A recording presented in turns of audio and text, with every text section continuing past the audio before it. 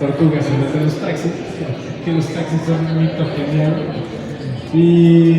Y bueno, también hay otros relatos como que Diego Rivera decía que él fue espía de Lenin en Europa. Entonces aquí en el cómic lo pusimos tal cual, lo vemos que ahí se inmiscuye, va, platica con Lenin, Lenin lo felicita en un cuarto oscuro lleno de matones. Diego Rivera también contaba que él estuvo en un meeting en Berlín, donde estaba el dictador Adolf Hitler, y él lo estuvo viendo desde un balcón.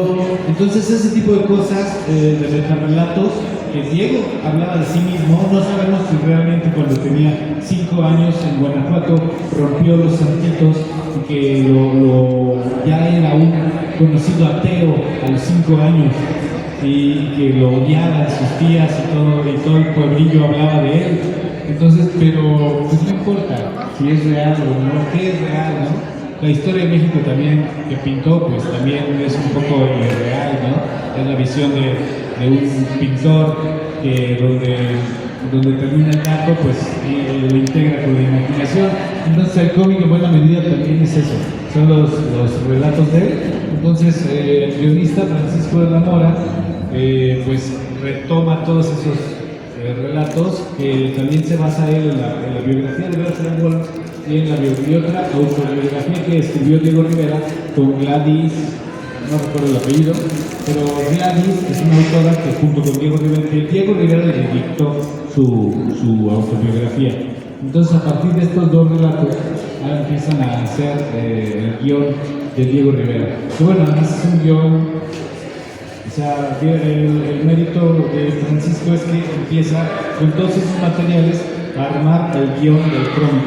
Y bueno, pues nos llevamos 4 años de trabajar. Al final del libro, 4 años de trabajarlo, se estuvo trabajando pues en la Ciudad de México, en Madrid, trabajé algunas páginas, aquí en Cuernavaca, en León, o sea, en todo ese tiempo fueron como yendo y viniendo las páginas y para hacerlo, ¿no?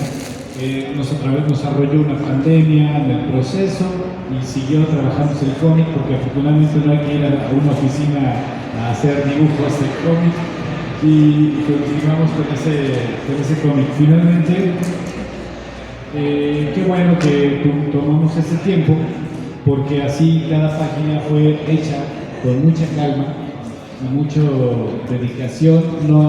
Creo que no hay un bajón de calidad, que a veces eso puede pasar en obras de largo aliento, en el que de repente el autor, el dibujante ya se cansó y se nota que ya quiere terminar, y las últimas páginas, las primeras son magistrales, y las últimas ya ni fondo tienen, ni sombra. No, aquí creo que al revés, creo que cada una página empujaba a la siguiente y cada vez eran más barrocas. Ayuda mucho que soy de Guanajuato, entonces pues ya lo barroco me entra por los ojos, y entonces a la obra de Diego Rivera, pues que también es guanajuatense, pues también es barroca, y bueno, se puede reconstruir bien, ¿no? Y como decía Denis, hay una reconstrucción de las obras más icónicas, o algunas de las obras más icónicas de Diego Rivera, como el mural del Palacio Nacional en México, Ciudad de México. Está los murales de Rockefeller también, y además no solo eso, sino que se ve en las viñetas que quise reconstruir cómo se están dibujando, se están pintando en ese momento. Entonces están los andamios, está el maestro ahí, a veces en la misma viñeta está en más de un tiempo, para que se vea que estaba por acá pintando, por acá están sus perros, por acá está comiendo, bebiéndose una botella, está Frida siempre también ahí. Y bueno, también hablar de Diego Rivera, pues no nada más como un héroe, sino hablar de todas sus facetas. También era un triturador de mujeres, prácticamente trituró a su primera esposa. Y bueno, a la que no trituró fue a Lupe Marín, porque Lupe Marín era una mujer muy fuerte, y también ahí vemos su participación, ¿no? De cómo se agarra a golpes con otras amantes de Diego Rivera. Entonces también creo que es un cómic divertido, entretenido, en el que podemos ver un fresco, como los murales de Diego Rivera, un fresco de toda una época. Una desmitificación del artista y para conocerlo también como persona, ¿no? Sí, así es. Sí, para no solamente ver al muralista que pintó kilómetros de muros, sino también a ese ser contradictorio, frágil también. Por eso decidimos empezar con el final, como una historia en retrospectiva. Empezamos viendo a Frida Kahlo, que va por él. Frida Kahlo murió 4 años antes que él, entonces pues ya llega ella flotando ligera en todas esas operaciones, acuesta en puro espíritu, sin pie, ya podía volar, y se va llevando de la mano a Diego, y ya está en el lecho moribundo, y a partir de ahí empezamos a platicar su vida en retrospectiva.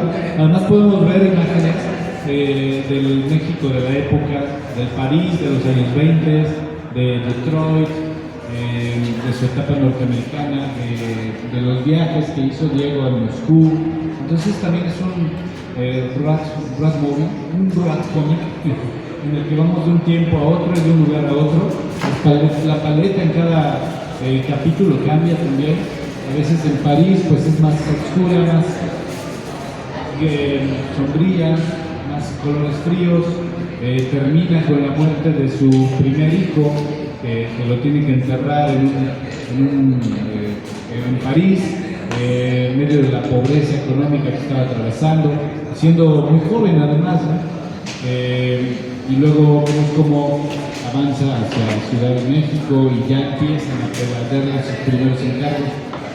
Y vemos también a un Diego Rivera que no acostumbramos ver, que es el Diego Rivera niño, que pues es muy bonita también la anécdota de que rayaba las paredes, que le gustaban los trenes, que se ponía, y bueno, además se conserva la casa donde nació Diego Rivera, en Guanajuato. Entonces pude ir a sacar bocetos directamente de la casa de Diego Rivera, que ahí hay algunos muebles de la época, y poder hacernos una idea de cómo fue su infancia y recorrer los callejones de Guanajuato que están ahí.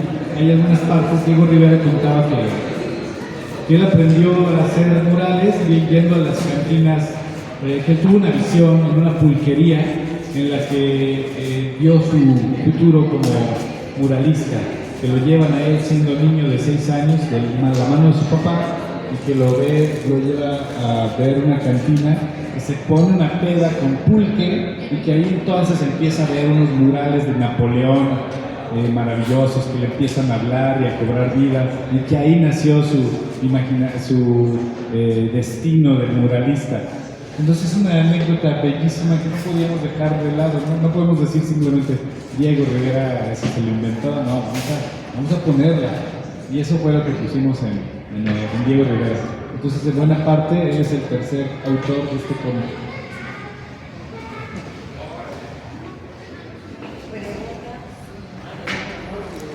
¿Algún comentario, alguna pregunta?